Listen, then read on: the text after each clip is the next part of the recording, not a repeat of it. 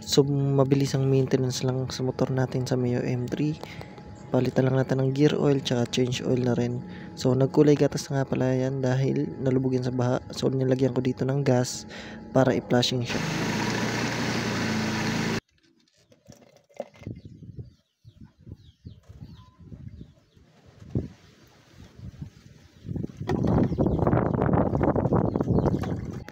Pagkatapos ma-flushing, i-set aside muna natin para ayusin yung sa change oil.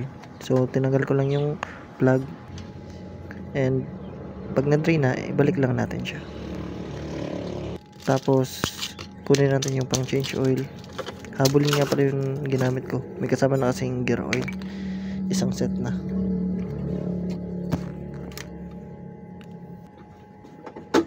So ipatagilid lang natin at iano natin yung side stand para hindi siya matumba.